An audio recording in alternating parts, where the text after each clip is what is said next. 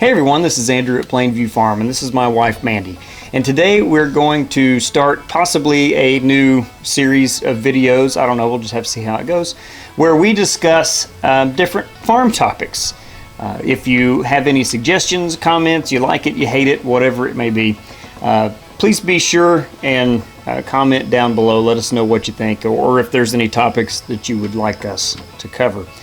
In today's video, we're going to tackle the question, are we a homestead or are we a farm? So you may be wondering why it's even important, why we're talking about it, why you need to know whether you're a farm or a homestead. And I think it's important because it's your mentality. So what you think you are, whether you realize it or not, you're going to be doing, you're going to be spending your money, your time into those certain things. So before we get started on what we think that we are, we should tell you a little descriptions. Is it descriptions? What's it called? Definitions? We'll tell you some definitions. Official definitions. On what the USDA says about farms, homesteads, and I even added ranch. For whatever it's worth. So the USDA says that the farm is land used for growing crops and animals, raising animals for profit. You also need to at least have $1,000 as profit a year to be considered a farm, whereas a homestead is usually a house and land owned by the family to create a self-sufficiency. The USDA defines ranches as farms where livestock are raised under range conditions. So that's what the USDA says. What do you say? Well, the idea of making $1,000 in profit every year, I'm sure there are a lot of folks out there that would describe themselves as farmers that say we don't get anywhere near $1,000 in profit every year.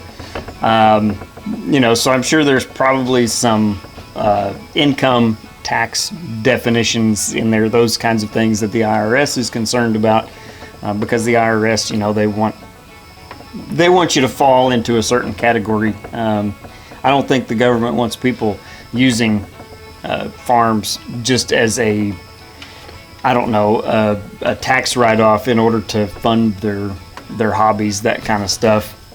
Which is another definition. A hobby farm is a farm that you don't make money on. Yeah, you don't make money on. It's just for fun. It's just for the fun, the lifestyle, the experience, whatever you want to call it. And I'm pretty sure I heard that not that long ago, that the IRS was trying to make sure that people that were hobby farms, and people that were actual farms, and according to their definitions as far as income and those kinds of stuff go, taxation, all those kinds of things.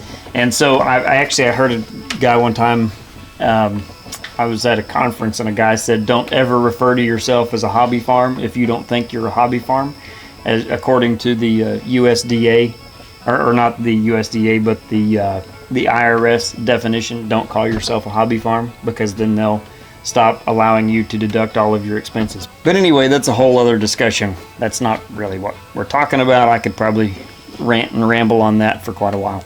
All right, so here's my opinion as to what we are here at Plainview Farm. Number one, Plainview Farm.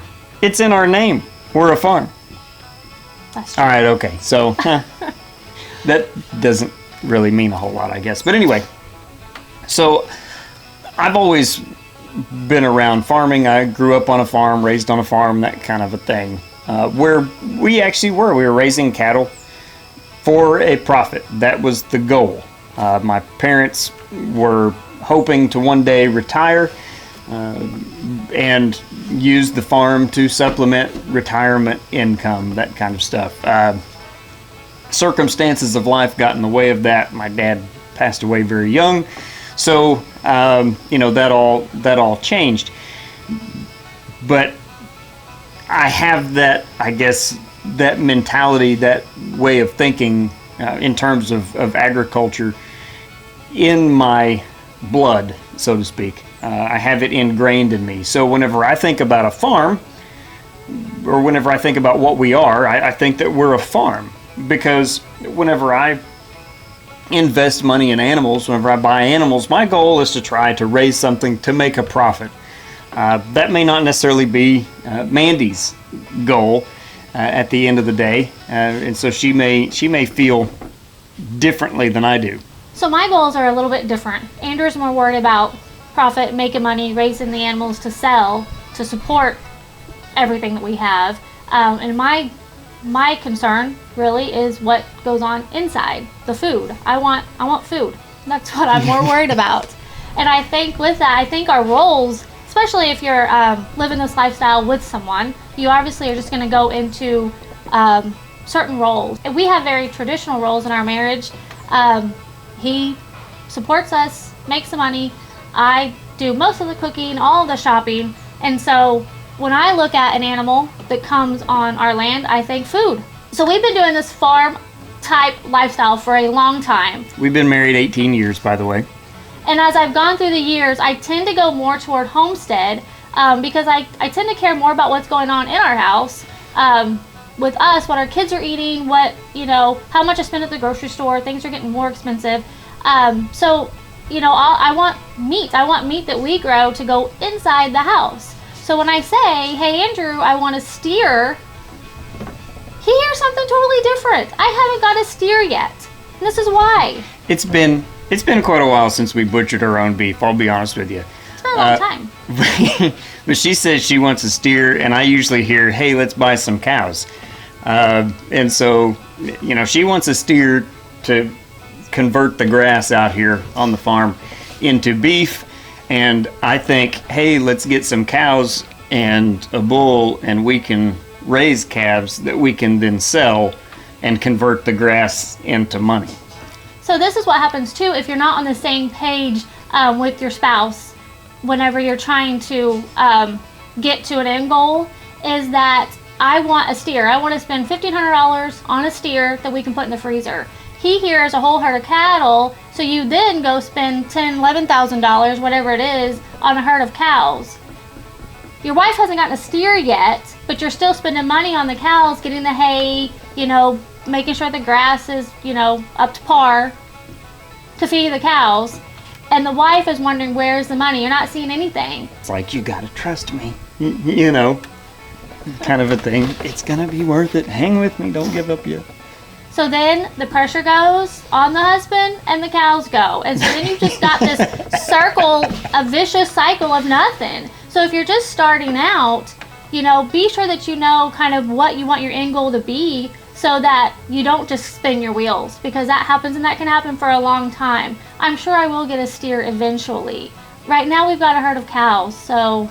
And it takes time. That's one of the things too. Okay, it takes time. For just like anything else, it takes time for those cattle to start turning a profit.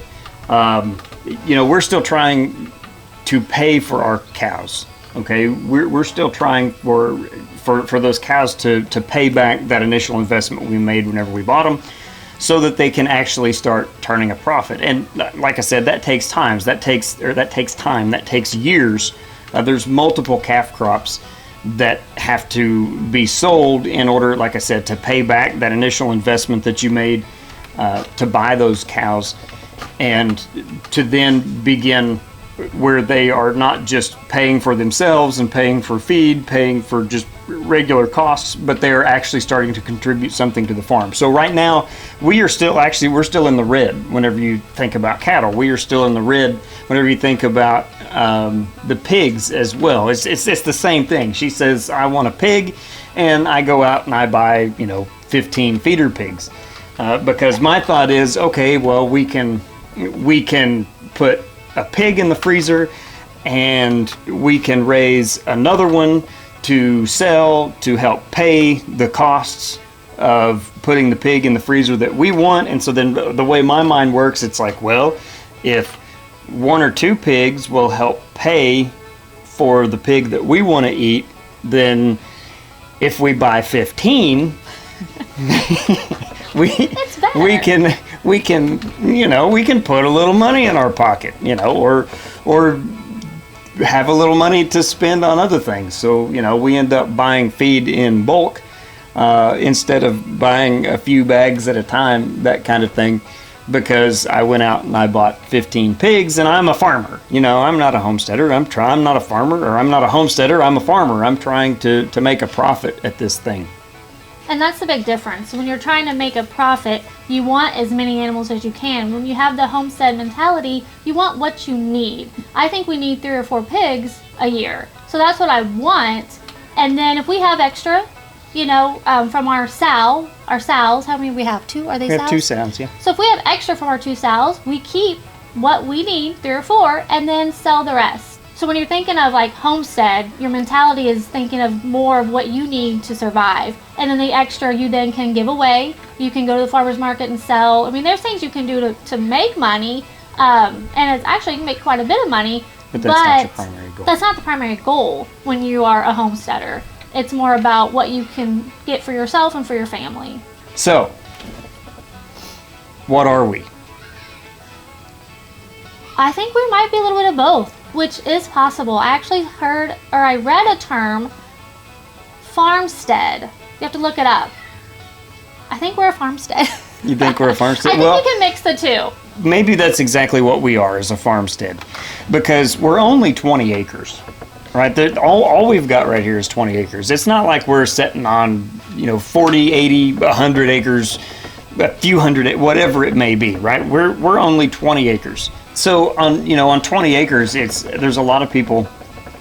There'd be a lot of people that would say, "Oh, you can't do anything on 20 acres," and maybe they're right. Which what we have to do in order to actually be a farm on 20 acres, you have to be much more efficient in your use and your management of the property that you have. We try to stack things up, and it's in the I guess all the different kinds of animals that we have. We've got pigs and goats and cows, and eventually I want to get back into raising chickens again. We did that several years ago, but I'd like to get back into that. You're stacking things up, right? Trying to produce as much as you can on what you have. You'll notice we didn't say ranchers. We don't consider ourselves a ranch, and I think that is